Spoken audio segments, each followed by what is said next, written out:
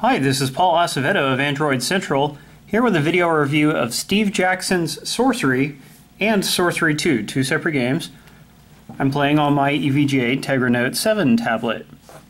At the start of the game, you choose between a male or female character. Then you have a little introduction basically explaining that you are searching for the Crown of Kings. So here we are zooming in on the world map. This is where you'll spend most of the game, actually. So this looks like a video game, but it's also based on a popular series of choose-your-own-adventure books from Europe. And so it has a really unique structure to it compared to any other game I've ever played. You can look around, it's got a really nicely illustrated 3D map. Let's go back to where we belong. And tapping on myself, I get to see that I've just woken up and I have a few choices for what I can do, like pray for luck. That's one of the things that you can do now and then is pray your deity, which changes over the course of the game, usually fills up your life.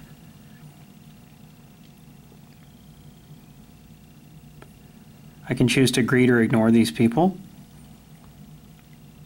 Then you'll see little illustrations for the characters. If I was playing in portrait mode, the drawing would appear much larger. This is one little thing I don't like about the game, is the illustrations are really nice, but you cannot zoom in on them. I mean, it would look a lot better in the other orientation. It looks a lot better in this orientation, but still it would be nice to be able to zoom in on the detail.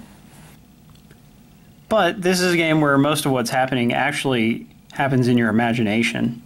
So this guy's going to give me a pouch. I will just refuse it. But then I have to take it anyway. Sometimes you only have the illusion of choice, like you can approach a situation different ways, but you're still going to have the same outcome, which is not too uncommon in video games with story elements. One mechanic is that you have to manage your hunger, which is just represented by your stamina, which is your life. So I can buy some rations up here. And then that counts for 2 meals. Like, you have to eat 1 meal a day, and the meals will heal you a little bit. I could buy more and it wouldn't hurt to do so. I've got 20 gold to my name. I can get a spell book, which I do want to do. Alright, and now I have the spell book option here. The game has like 40 spells, which is so many. It's too many just to remember what they all do. You can search for spells that would help you in any given situation because you usually have the option of casting a spell if you need to. There's 6 important ones listed at the front. Each one costs a certain amount of stamina, so you're taking some of your life away by using a spell, but it may be the only way to pass a situation, and you can always get life back by eating and resting and things like that. Now here's how combat works. Combat is probably my least favorite part of the game, actually. You adjust how much energy you want to expend on an attack. The higher it is, the more likely your attack is to actually go through. So I'll spend a lot right here.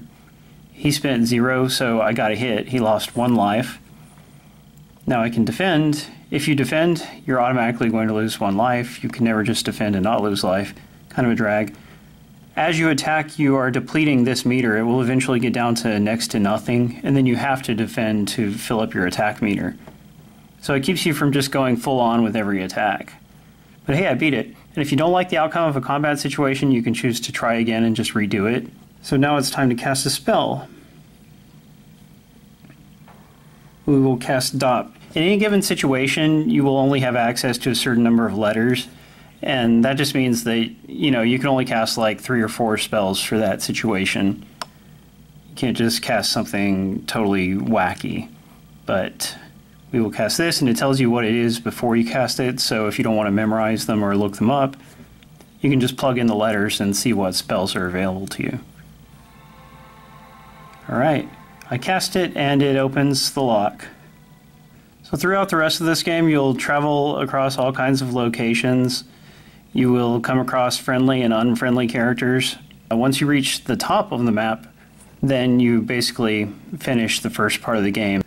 Whatever your status was, your stamina, your items, your gold, that will all carry over to the second game as long as you choose to save your data on the cloud. And after you do that, it will give you a password, which you then have to put into the second game. Sorcery 2 takes place in this absolutely massive city, the city of Kare.